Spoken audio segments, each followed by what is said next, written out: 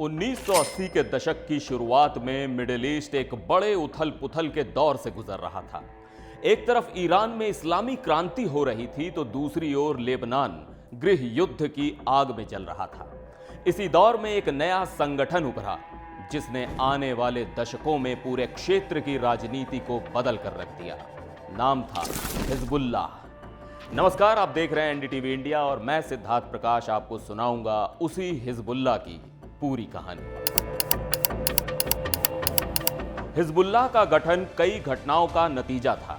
1975 में लेबनान में गृह युद्ध शुरू हुआ जिसने देश को सामाजिक और राजनीतिक दृष्टि से विभाजित कर दिया। इस विभाजन ने शिया मुस्लिमों को अपने अधिकारों और सुरक्षा के लिए एक मजबूत संगठन बनाने की आवश्यकता महसूस कराई। 1979 में ईरान में इस्लामी क्रांति ने एक नई विचारधारा को जन्म दिया। इस क्रांति ने पूरे मध्य पूर्व में शिया मुस्लिम समुदायों को प्रभावित किया। ईरान की नई इस्लामी सरकार को अपनी क्रांति के सिद्धांतों को फैलाने के लिए एक शक्तिशाली संगठन की जरूरत महसूस हुई।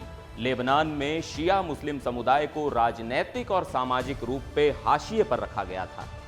1982 में इजराइल ने दक्षिणी लेबनान पर आक्रमण किया और बेरूत तक पहुंच गया। इजराइल के आक्रमण के बाद लेबनान के शिया मुस्लिम समुदाय ने इसका प्रतिरोध करने के लिए संगठित होना शुरू कर दिया। इसी दौरान ईरान की मदद से हिजबुल्लाह का उदय हुआ। हिजबुल्लाह को ईरान और सीरिया से महत्वपूर्ण समर्थन मिला।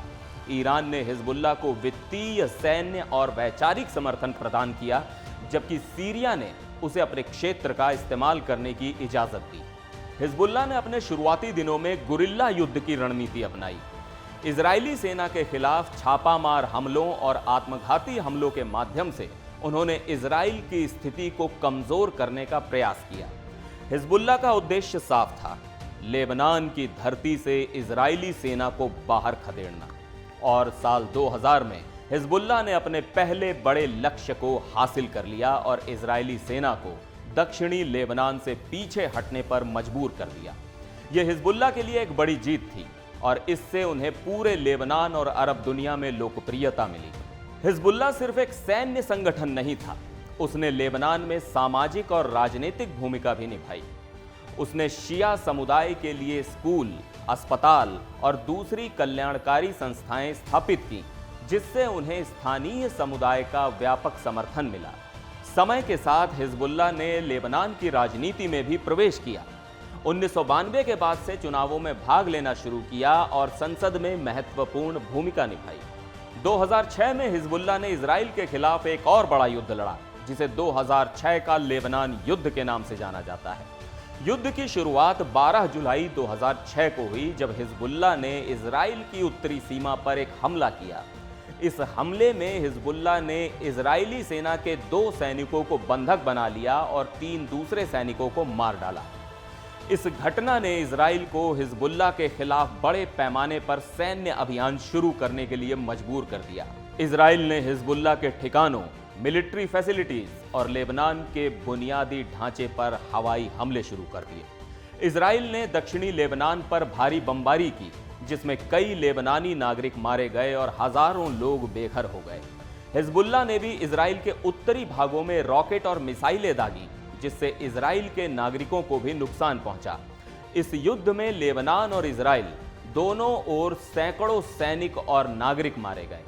लेबनान में 1200 से अधिक लोग मारे गए, जिनमें अधिकांश नागरिक थे, जबकि इजराइल में 160 से ज्यादा लोग मारे गए, जिनमें से ज्यादातर सैनिक थे।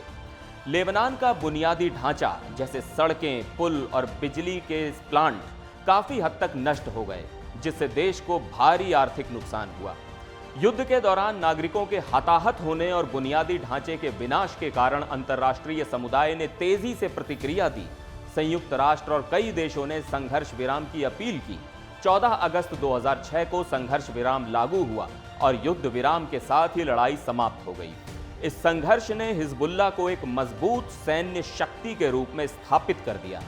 हालांकि इसके परिणाम स्वरूप लेबनान को भारी नुकसान उठाना पड़ा। युद्ध के बाद हिजबुल्लाह ने लेबनान के पुनर्निर्माण में भी महत्वपूर्ण भूमिका निभाई।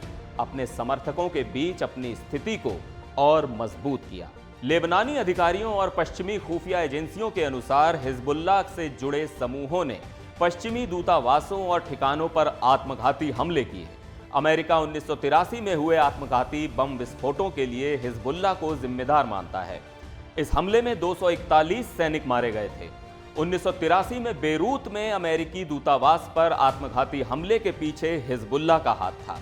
अर्जेंटीना में 1994 में यहूदी सामुदायिक केंद्र पर हमले और 1992 में इजरायली दूतावास पर हमले में भी हिजबुल्लाह का ही हाथ था। आज हिजबुल्लाह लेबनान में एक प्रमुख राजनैतिक और सैन्य शक्ति बना हुआ है। यह संगठन सीरिया के गृह युद्ध में भी सक्रिय रहा है, जहां उन्होंने बशर अल असद के शासन का समर्थन किया। हालांकि हिजबुल्लाह को कई देशों द्वारा एक आतंकवादी संगठन के रूप में भी माना जाता है, जिससे ये एक विवादास्पद और विभाजनकारी ताकत बना हुआ है। अमेरिका, कनाडा, यूनाइटेड किंगडम और यूरोपियन यूनियन के कुछ सदस्य देशों का मानना है कि हिजबुल्लाह की गतिविधियां और उसकी रणनीतियां आतंकवाद की कैटेगरी में आती हैं। सऊदी अरब सहित सुन्नी मुस्लिम खाड़ी अरब राज्य भी इस संगठन को आतंकी समूह मानते हैं।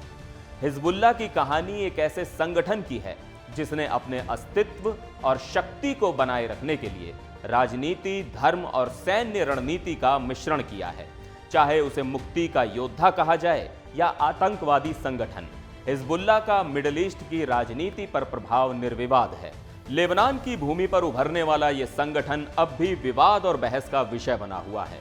क्या हिजबुल्लाह लेबनान की संप्रभुता और स्थिरता का रक्षक है या क्षेत्रीय शक्ति संघर्ष का एक और मोहरा? ये सवाल आज भी बने हुए हैं और इसके जवाब भविष्य के गर्भ में हैं। आज के लिए इस वीडियो में बस इतना ही। देश और दुनिया की राजनीति और इतिहास से जुड़ी तमाम खबरों और कहानियों के लिए देखते रहिए एनडीटीवी इंडिया।